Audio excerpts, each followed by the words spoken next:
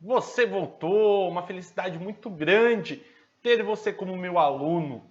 E para darmos início a este bloco de aula, nós vamos estudar um pouco mais profundo a figura do empregador. Sim, o empregador, aquele mesmo do artigo 2º da CLT, que fala para nós que será empregador a empresa individual ou coletiva que assume os riscos da atividade econômica, né? A famosa alteridade, admite, assalaria e dirige a prestação pessoal de serviços. Olha só que interessante. Então, o artigo 2º, que nós já estudamos amplamente, ele traz para nós os requisitos que, de certa forma, serão necessários para demonstrar uma relação de emprego. Todavia, juntamente com o artigo 3º, que fala da figura do empregado. Então, para você ser empregado, tem que haver nessa relação jurídica ambos os requisitos. Não obstante, o parágrafo 1º deste mesmo artigo 2º que nós acabamos de fazer aí a análise, ele traz para nós também a situação onde ele fala que se equiparam ao nosso empregador, quem?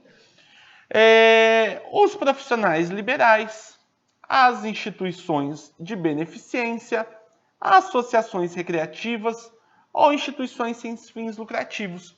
Então, por exemplo, o dentista, o advogado, a instituição religiosa, todas essas pessoas, todas essas empresas também serão equiparadas a empregador, caso elas tenham um empregado que exerça suas atividades como se o empregado fosse, evidentemente, tá ok?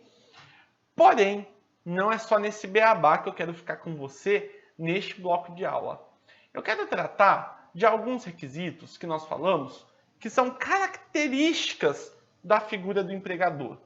Então, nós vamos tratar de algumas características que têm um papel muito importante. E eu gostaria que você tomasse nota, que eu vou utilizar bastante a tela com você a partir de agora. Então, acompanhe comigo. Bora lá. Então, para nós falarmos das características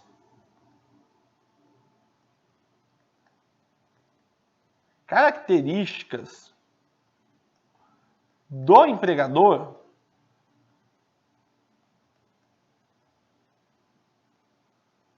é importante nós entendermos a primeira delas, que seria a despersonalização.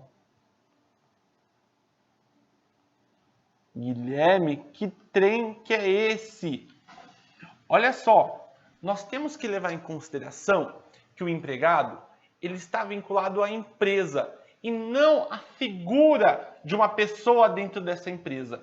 Então, o que significa isso? Significa que o empregado ele está vinculado a um empreendimento, preste bem atenção, o empregado ele está vinculado a um empreendimento e não à figura do empregador. Isso significa para nós que se houver mudanças de natureza subjetiva na empresa, como por exemplo a entrada de um sócio ou a retirada de um outro sócio, isso não irá afetar os contratos de trabalho vigentes, tá bom? Nós podemos dizer aqui, na despersonalização, que é o requisito que nós estamos estudando, que a relação do empregador, ele predomina com base num preceito de impessoalidade. Lembra que nós tínhamos a pessoalidade na figura do empregado? Ou seja, o contrato de trabalho em relação ao empregado? Pois bem, em relação ao empregado. No que tangencia ao empregador, a coisa muda, porque aqui nós temos a impessoalidade. A impessoalidade, ela implica em dizer para nós que, se tratando do trabalhador, se tratando do trabalhador, ele tem que ser pessoal, mas se tratando do empregador, ele é impessoal. O que nos implica em dizer que não tem problema quem seja o dono da empresa. O meu contrato ele é feito com o empreendimento. Se mudar os sócios, de nada irá afetar a minha existência no âmbito dessa empresa. Tá ok? Esse é um requisito que eu coloco para vocês. O próximo requisito que nós vamos trabalhar agora seria, não é nem requisito, né? Características. Seria a presença de assunção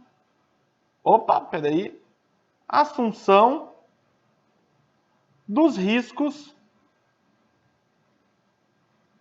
do empreendimento. De Luca, o que seria isso que você acabou de falar para nós e que tem esse nome feio, né? Assunção dos riscos do empreendimento. Olha só, se por um lado nós falamos que o empregador ele tem poder de direção, ele tem poder de mandar, de demitir, de contratar, recontratar todo mundo, nós também temos que falar que ele detém o risco do seu negócio. Então, quando nós falamos de assunção do empreendimento, nós podemos falar que os eventuais prejuízos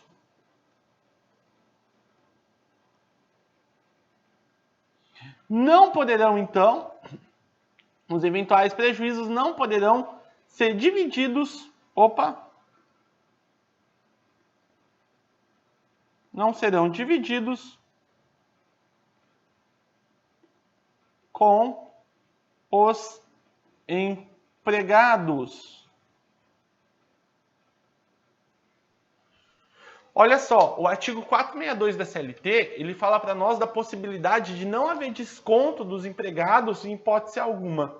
E neste caso, quando nós falamos da assunção, aqui, como um elemento, é a mesma coisa da alteridade, ao risco do negócio. Já que ele vai ter o lucro, os prejuízos são deles. Então, nós temos que considerar que todo o prejuízo que a empresa vier a sofrer, isso é da empresa, isso não é do empregado.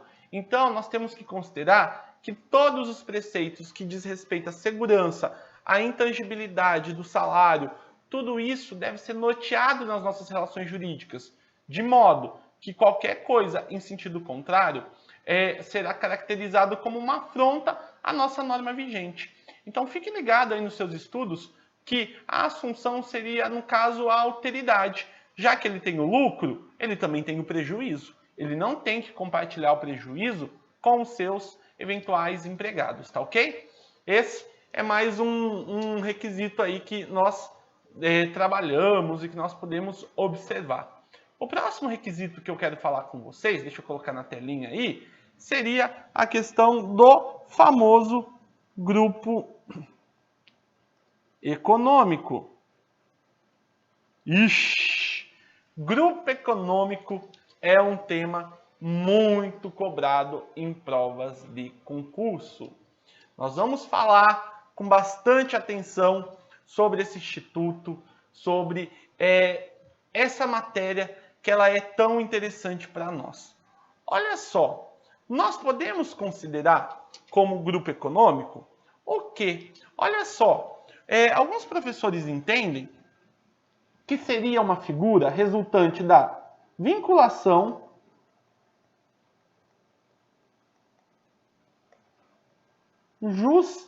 trabalhista que se forma entre dois ou mais, é o mais isso aqui, tá, gente? Que se forma entre dois ou mais entes favorecidos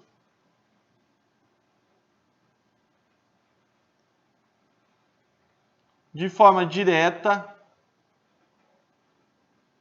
ou indireta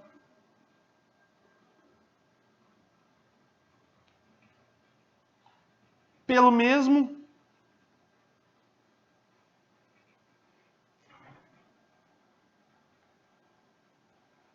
contrato de trabalho. O que significa isso? Tudo isso só acontece porque decorre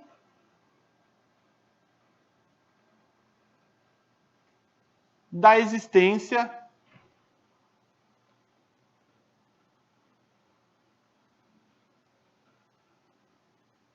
entre... Eu não gosto de ficar ditando muito conceito não, pessoal, mas esse é muito importante, então por isso que eu estou colocando para vocês.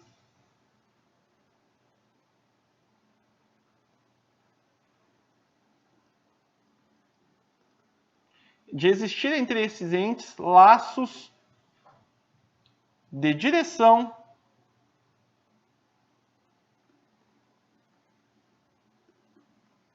coordenação,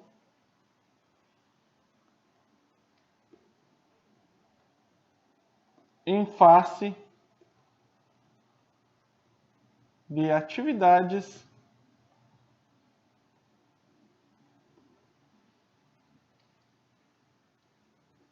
de cunho empresarial.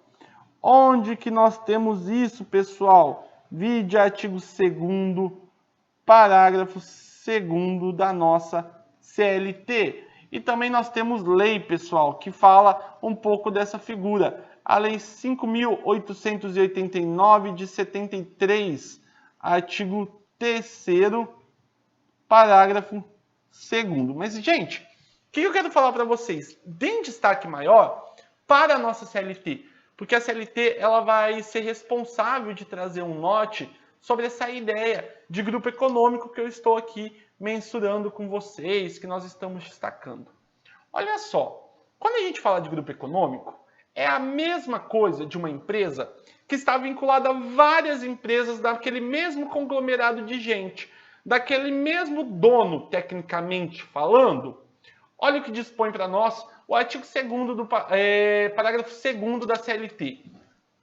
Sempre que uma ou mais empresas tendo, embora cada uma delas personalidade jurídica própria, estiverem sob direção, controle ou administração de outra, ou ainda, mesmo guardando cada uma a sua autonomia, integrem grupo econômico, elas serão responsáveis solidariamente pelas obrigações que decorram desta relação de emprego pessoal. Olha só que interessante esse conceito. Nós podemos caracterizar aqui, então, vamos imaginar o Bradesco. Vou utilizar o Bradesco de exemplo para vocês. O Bradesco tem Bradesco Seguros, Bradesco Vida e Previdência, Bradesco Saúde, Bradesco não sei das coisas, Bradesco Financiamento, Bradesco disso, tá. Olha só, cada uma dessas empresas do Bradesco, elas possuem a sua personalidade própria, elas possuem suas características próprias. Só que se você analisar aqui, nós temos que considerar que elas estão vinculadas, evidentemente, ao mesmo grupo econômico. Então, nós temos o Bradesco, que tem o Bradesco Seguro, Saúde, Previdência, o banco mesmo, o tradicional, o varejo, né, que as pessoas falam. Tudo isso, elas compõem esse grupo econômico que nós estamos falando. Então, basicamente, nós podemos aqui ter tranquilamente nós podemos destacar para vocês que na nossa legislação brasileira atual, visando justamente proteger os trabalhadores contra eventuais fraudes ou qualquer coisa do gênero, criou-se a identidade e o conceito de grupo econômico. Para que isso? Qual que é o objetivo do grupo econômico? O objetivo do grupo econômico é justamente satisfazer, preste bem atenção no que eu estou falando agora, satisfazer o eventual crédito trabalhista.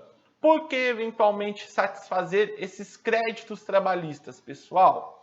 Porque vamos imaginar que nós temos um grupo do mesmo dono, da mesma administração, e você trabalha para uma dessas empresas do grupo. E justamente a que você trabalha faliu. Porém, todas as outras empresas do grupo, elas estão ali nadando em lucros. Será que realmente a empresa faliu? Ou foi uma manobra jurídica do dono da empresa para não te pagar? Então, visando esse tipo de situação, criou-se a figura do grupo econômico no nosso meio social. E, evidentemente, com base na interpretação do artigo 2º, parágrafo 2º da nossa CLT, nós podemos dividir o nosso grupo econômico em dois importantes grupos. O grupo por subordinação ou vertical, que eu já vou falar um pouquinho para vocês, ou o grupo por coordenação ou horizontal. Então vamos rabiscar um pouquinho o quadro? Vamos rabiscar um pouquinho o quadro. Eu coloquei aí para vocês o grupo por coordenação ou horizontal. O que significa aqui, gente? Olha só. Neste caso, quando houver uma reunião de interesses, vamos colocar aqui, ó, interesses para a execução de determinado empreendimento, pessoal, tendo ou não o mesmo controle de administração comum delas, elas serão denominadas, então, como um grupo de coordenação horizontal. Elas podem ter relação entre si numa linha horizontal. Então, o que significa aqui nesse caso, pessoal? Com base nesse conceitinho que eu trago para vocês, nós temos que levar em conta que na horizontal, no grupo econômico horizontal, uma empresa ela está do lado da outra, mas ela tem o mesmo dono. Elas podem exercer atividades distintas? Podem exercer atividades distintas. Todavia, nós podemos considerar que elas estão na mesma linha de esteia, elas estão na mesma linha de organização. Então, esse é o principal fenômeno.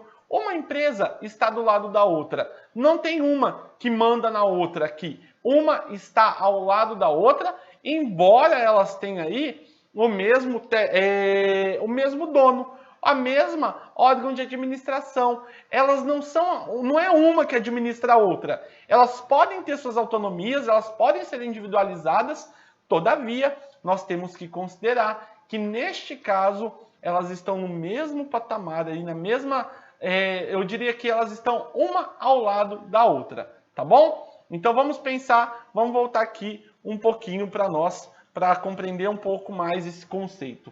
Então, gente, deixa eu colocar para vocês. Grupo econômico na horizontal ou por coordenação, como seria o conceito? Elas se apresentam quando houver reunião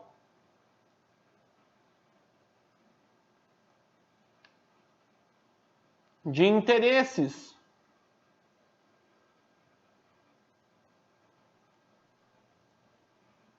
para executar determinado empreendimento.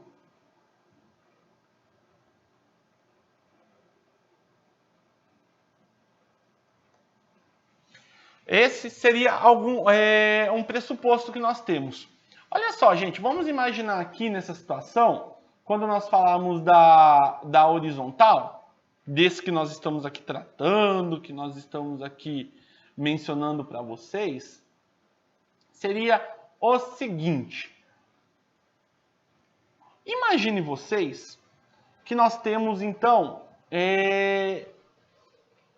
uma empresa do mesmo grupo, e cada uma dessas empresas, elas são livres e autônomas entre si. Só que elas pertencem ao mesmo conglomerado. Então, o que significa? Isso vai implicar para nós nos efeitos da responsabilização, que nós vamos estudar e nós vamos entender. O grupo econômico por coordenação é aquele que não há controle e nem administração de uma empresa por outra empresa, por isso que eles estão no mesmo lado, mas sim uma reunião de empresas que estão ligadas pelo mesmo objetivo que elas têm. Seria esse o primeiro conceitinho que nós temos aqui, quando eu falar para vocês desse grupo econômico na horizontal, tá ok? Olha só, esse grupo econômico na horizontal, que eu abordei para vocês, que também é chamado de grupo por coordenação, nós temos que entender, segundo a nossa lei, o seguinte, que não será caracterizado o grupo econômico a mera identidade de sócios, sendo necessário para a configuração do grupo a demonstração de interesses integrados, a efetiva comunhão de interesses e a atuação conjuntas das empresas dele integrantes. Que isso significa para nós, pessoal? O que significa para nós? Significa o seguinte, que não basta ser o dono da empresa, mas tem que ter aqui o quê? Interesses interligados.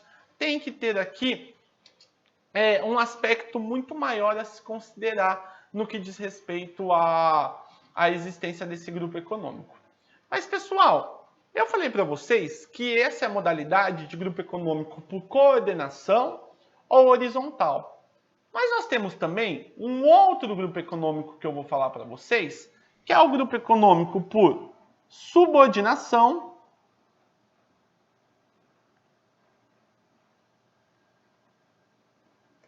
ou vertical. Olha só, vamos imaginar que a empresa A, B e C. A empresa A manda na B e manda na C. Ela está superior, de forma superior, mandando nas outras empresas. Então, nós podemos conceituar, neste caso de grupo econômico, o quê? Nós podemos considerar que, nessa hipótese, uma empresa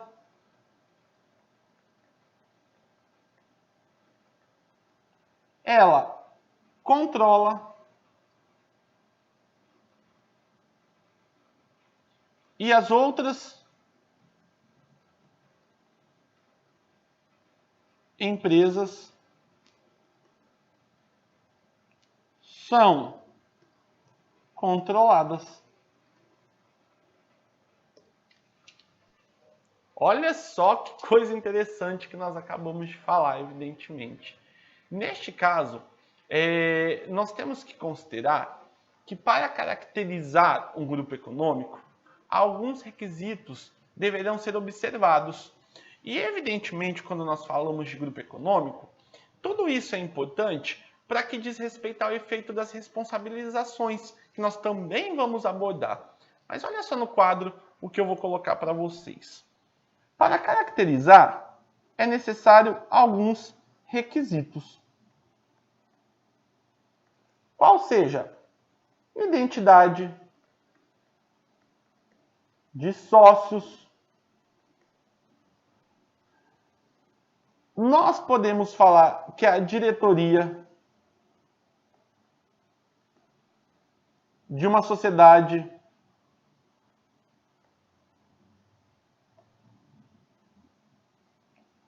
seja composta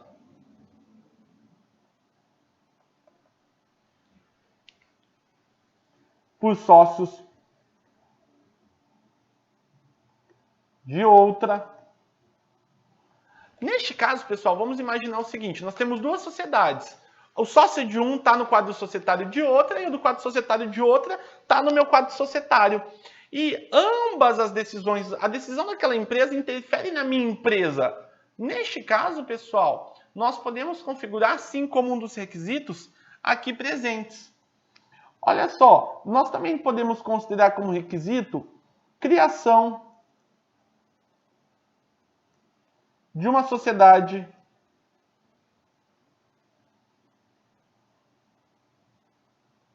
por outra, ou seja, uma empresa cria outra sociedade, uma sociedade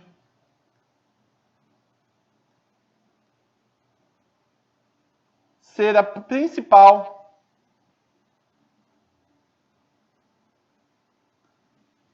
patrocinadora econômica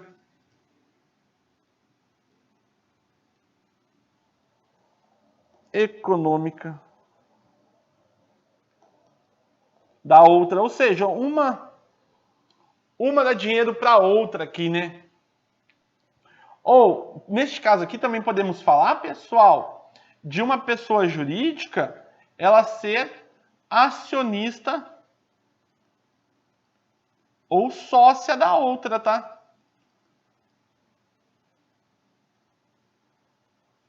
Ingerência administrativa, como eu disse para vocês, né? Uma se meter na outra.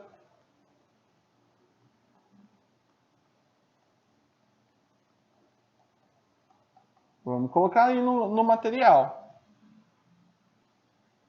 E uma pessoa jurídica, ela ter poder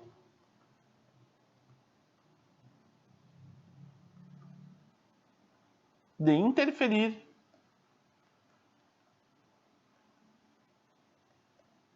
na gestão da outra empresa.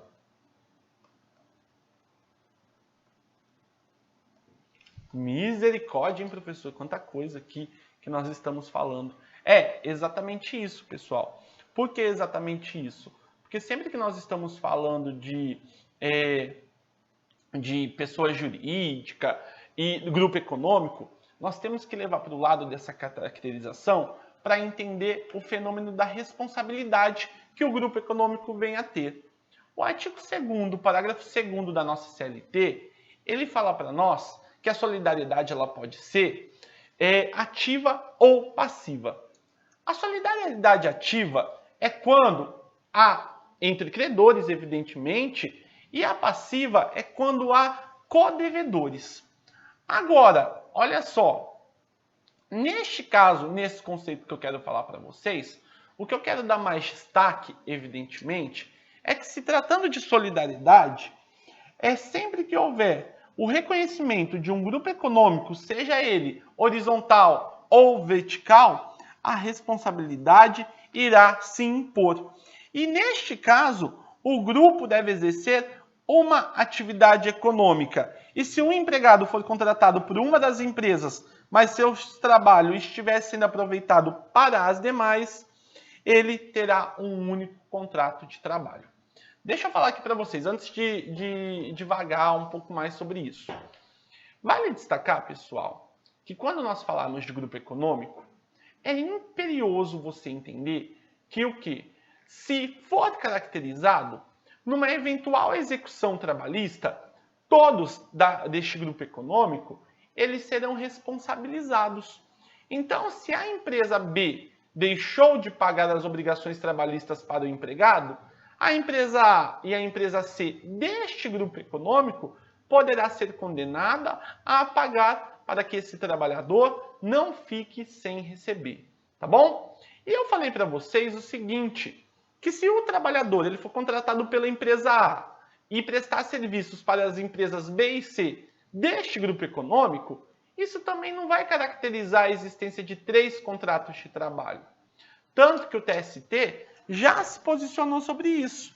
Ele fala para nós que a prestação de serviços a mais de uma empresa do mesmo grupo econômico, durante a mesma jornada de trabalho, não caracteriza a coexistência de mais de um contrato de trabalho, salvo se houver um ajuste ao contrário, salvo se houver uma expectativa ao contrário. Então, olha só que coisa interessante aqui. Nós podemos verificar que se o empregado ele receber pagamento de uma outra empresa pertencente ao mesmo grupo econômico, em razão de serviços que ele vem executar durante a sua jornada de trabalho, nós podemos falar que esse valor ele deverá integrar a sua própria remuneração. Por quê? Vou dar um exemplo aqui. Eu trabalho no Banco Bradesco e sou caixa do Banco Bradesco, mas eu estou vendendo seguros do Bradesco, que é uma outra empresa pertencente ao meu grupo econômico. Neste caso, se eu ganhar comissão por esse seguro, que é de outra empresa do mesmo grupo econômico, essa comissão ela vai integrar a minha remuneração. Ela tem que integrar a minha remuneração.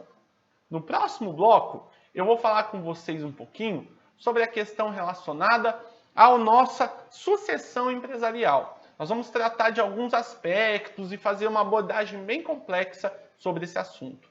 Eu espero você num clique de mouse.